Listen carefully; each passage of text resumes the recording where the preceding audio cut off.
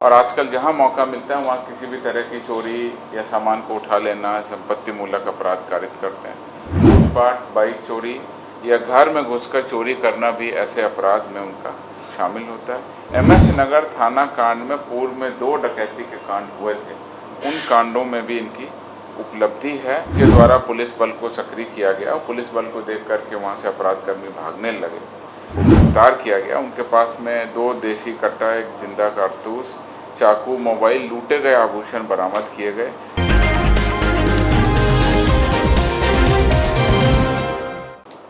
Police मुख्यालय की नियमित वीडियो कॉन्फ्रेंसिंग में आप सभी का स्वागत है। मैं इधर हाल के कुछ दिनों में जो महत्वपूर्ण उपलब्धियां हैं वो पिछले फ्राइडे को भी बताई गई थी। इधर कुछ उपलब्धि है 2 दिन में जो आपको सामने रखना चाहता हूँ।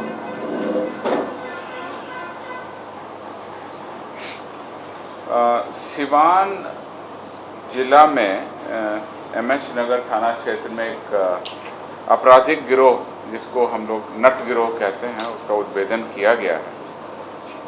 हुसैनगंज एमएस नगर की पुलिस टीम के द्वारा हुसैनगंज चट्टी के पास पूर्व के कई आपराधिक मामलों में संलिप्त अपराध कर्मियों को गिरफ्तार किया गया और इसमें 8 अक्टूबर को ही चोरी के सामान के साथ साथ हथियार बरामद करते हुए 3 अभियुक्तों को गिरफ्तार किया गया और गिरफ्तार अभियुक्तों को न्यायिक हिरासत में भेजा गया। इसमें 2 देसी कट्टा, 8 जिंदा कारतूस, 1 मोटरसाइकिल, 1 चाकू, 1 मोबाइल और इसमें एक अपराधकर्मी पास के उत्तर प्रदेश के रहने वाले नट गिरोह का सक्रिय अपराधकर्मी है। ये पहले डकैती करता था ये गिरोह, नट गिरोह, और आजकल जहाँ मौका मिलता है वहाँ किसी भी तरह की चोरी या सामान को उठा लेना संपत्ति मूलक अपराध कारित करते हैं। लूटपाट, बाइक चोरी या घर में घुसकर चोरी करना भी ऐसे अपराध में उनका शामिल होता है। एमएस नगर थाना कांड में पूर्व में 2 डकैती के कांड हुए थे। उन कांडों में भी इनकी उपलब्धि है और मुख्य रूप से इसमें डकैती के बहुत सारे सामान भी बरामद हुए। मधेपुरा के कुमारखंड थाना क्षेत्र में मेला दशहरे का लगा हुआ था और उसके बाद में वो मेला कुछ दिनों तक आगे भी चलता है। उसमें पुलिस को सूचना मिली कि कुछ अपराधकर्मी घूम रहे हैं और उनकी डकैती करने की और अपराध करने की योजना है। तो रात्रि में इस तरह की सूचना मिलने पर कुमारखंड थानाध्यक्ष जो मधेपुरा जिला का है उसके द्वारा पुलिस बल को सक्रिय किया गया और पुलिस बल को देख करके वहाँ से अपराधकर्मी भागने लगे। लेकिन वहाँ पर एक टियागो गाड़ी मिली जिसकी डिक्की से 1 देसी पिस्तौल, 6 कारतूस मिले। इनको हम लोगों ने जब्त कर लिया है और जो अपराधकर्मी गाड़ी छोड़ के भागे हैं उसकी दिशा में हम लोग कार्रवाई कर रहे हैं। शीघ्र ही इसका उद्भेदन करेंगे।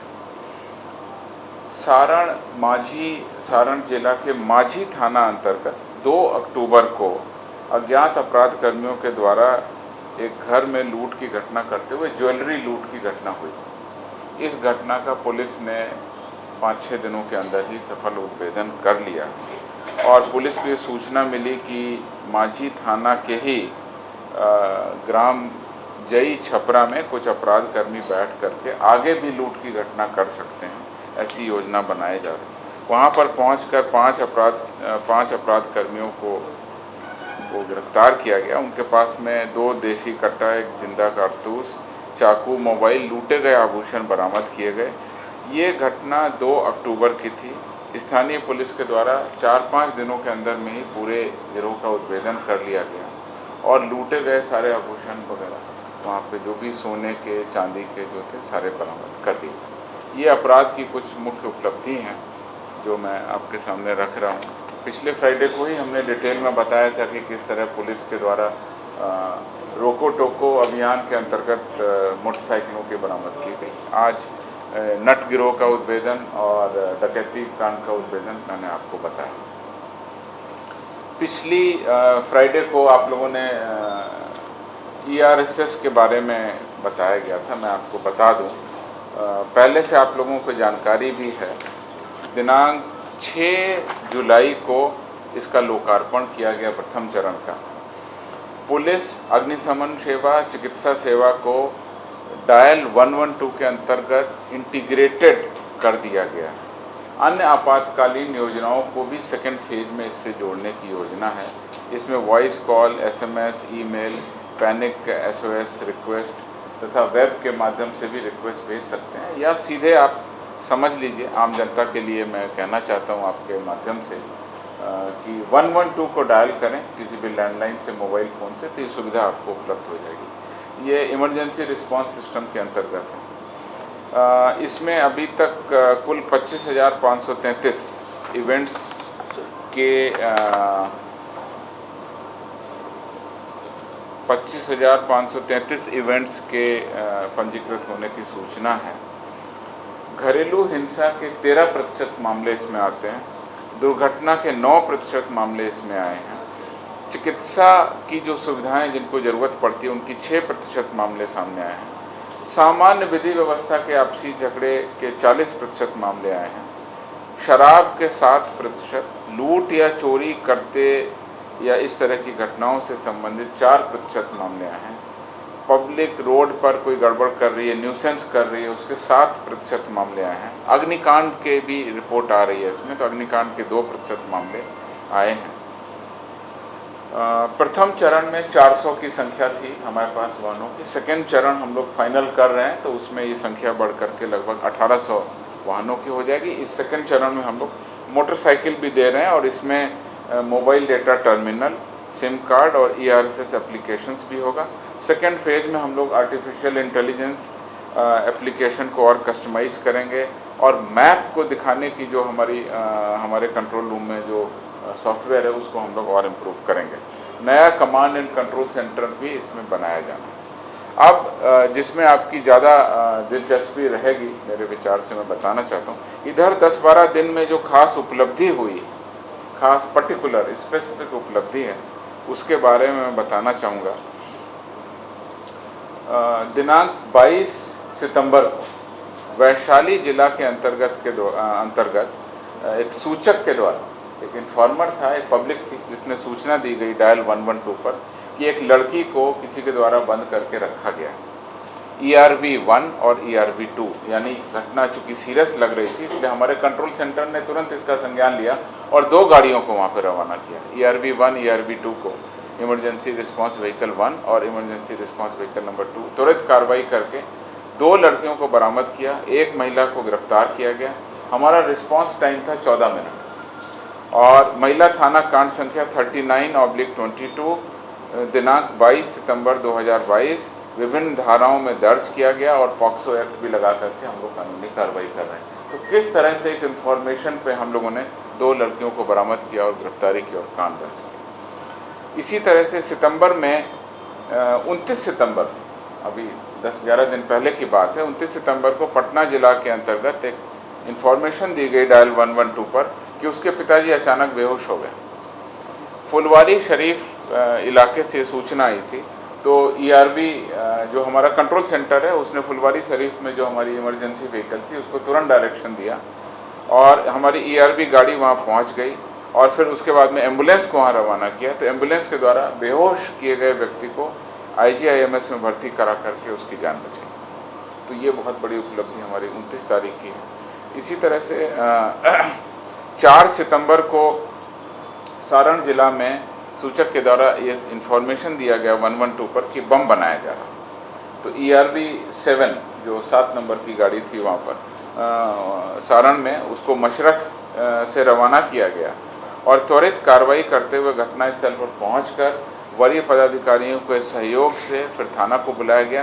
काफ़ी संख्या में अवैध पटाखा बनाने का सामान, बारूद, सुतली, अर्धनिर्मित पटाखा बरामद किया गया, और इसमें मशरक थाना कांड संख्या 435/22 दिनांक 4 सितंबर 2022 धारा 4 एवं 5 विस्फोटक अधिनियम अंकित कर कार्रवाई की जा रही है। इस सितंबर की कुछ घटनाएं आपके सामने थी।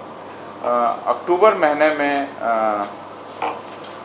5 अक्टूबर को रोहतास जिला के अंतर्गत सूचना दी गई कि एक नवजात शिशु रोड पर पड़ा। 5 अक्टूबर को, अभी तुरंत हाल की घटना है। ERV1 जो हमारी व्हीकल थी उसको सूचना दी गई, जो सासाराम में थी, उसके द्वारा तुरंत कार्रवाई करते हुए बच्चे को उठाकर अस्पताल पहुंचाया गया और उसकी जान बचाई गई। तो ये रोहतास जिला की सूचना थी। इसी तरह से 8 अक्टूबर को, अभी परसों की घटना, पटना जिला अंतर्गत डायल 112 पर सूचना मिली गई कि एक व्यक्ति नेवरा के करीब रेलवे ट्रैक पर संभवतः आत्महत्या करने की नीयत से पहुंच गया, उसकी जान बचाई जाए। ये सूचना मिलते ही नेवरा के पास में ERB-1 हमारी व्हीकल थी, उसको डायरेक्शन दिया गया, उसने लोकेट किया, रेलवे ट्रैक पर पहुंचकर उस व्यक्ति की जान बचाई तथा उसे उसके परिजनों को सही सलामत सौंप दिया। 8 अक्टूबर को ही समस्तीपुर जिला अंतर्गत 112 पर सूचना मिली कि रेलवे ट्रैक ओवरब्रिज के नीचे एक लड़की ट्रेन के नीचे आकर गंभीर रूप से जख्मी हो गई है। समस्तीपुर ERB-1 व्हीकल 1 को त्वरित घटनास्थल पर पहुंचने का निर्देश दिया गया। उसके द्वारा पहुंचकर जख्मी लड़की को तुरंत उठाकर अस्पताल पहुंचाया गया, जहां उसकी चिकित्सा चल रही है। और इस पूरे घटनाक्रम में सूचना मिलने के बाद वहां पहुंचने तक हमारा जो रिस्पांस टाइम था महज 17 मिनट।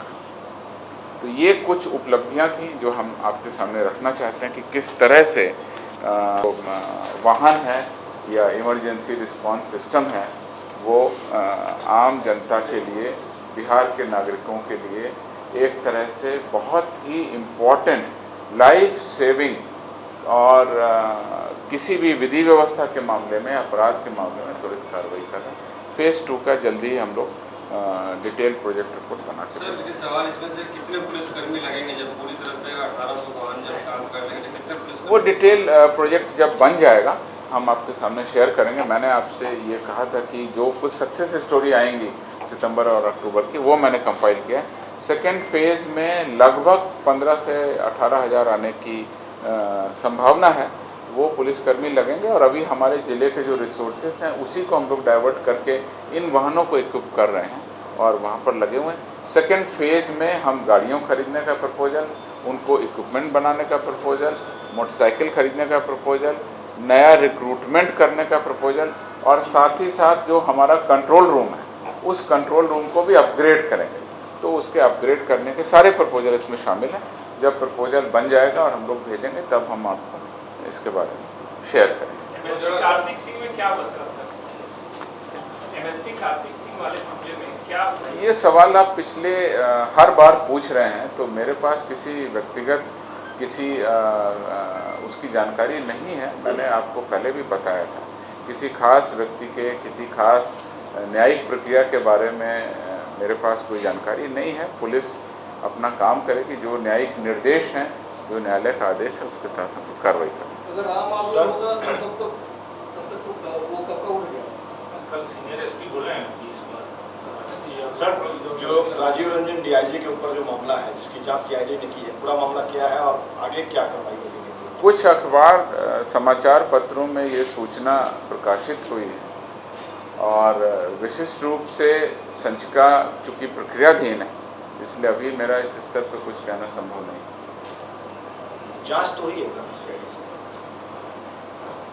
तो क्या लगता है सर जल्द से जल्द कार्रवाई होगी उन पर? अभी चूँकि संचिका आई है, संचिका प्रक्रियाधीन है, तो प्रक्रियाधीन किसी मामले में पुलिस प्रवक्ता के रूप में कुछ कह पाना बियॉन्ड ज्यूरिसडिक्शन भी होगा और मेरी जानकारी में भी नहीं। संचिका प्रक्रियाधीन। सर, सवाल तो ये उठता है सर, बार-बार IPS अधिकारी पर ही इतनी लंबी क्यों खींच जाती है सर? मैंने पहले भी आपको कहा था, आप लोगों की जो दिलचस्पी थी, मैंने बिल्कुल साफ कहा था और स्पष्ट रूप से कहा था कि भ्रष्टाचार का मामला हो या कोई और भी मामला हो, पुलिस कर्मियों पर जिसमें कि गजेटेड ऑफिसर भी संलिप्त हैं और नॉन गजेटेड ऑफिसर भी संलिप्त हो सकते हैं, सभी के विरुद्ध एक समान रूप से, कानूनी रूप से, तथ्यों के आधार पर, जांच रिपोर्ट के आधार पर और संबंधित पदाधिकारी का पक्ष जान करके उचित कार्रवाई होती है। मेरे पास में कुछ आंकड़ा है, मैं आपको खाली बताना चाह रहा हूँ। मैंने पिछले बार आपको बताया था, वो आंकड़ा इस प्रकार है। जनवरी में कुल हमारे जो विभागीय कार्रवाई चलती है पुलिस पदाधिकारियों पर, कर्मियों पर, उसमें वो संख्या थी 4228 और 26 सितंबर तक का आंकड़ा है, अभी सितंबर महीने का आखिरी हफ्ता का आंकड़ा नहीं आया है। तो 26 सितंबर तक का जो आंकड़ा है वो संख्या घटकर 3643 रह गई है। 643 मामले लंबित बचे हैं, मतलब 585 मामलों का हम लोगों ने ज़्यादा डिस्पोजल किया।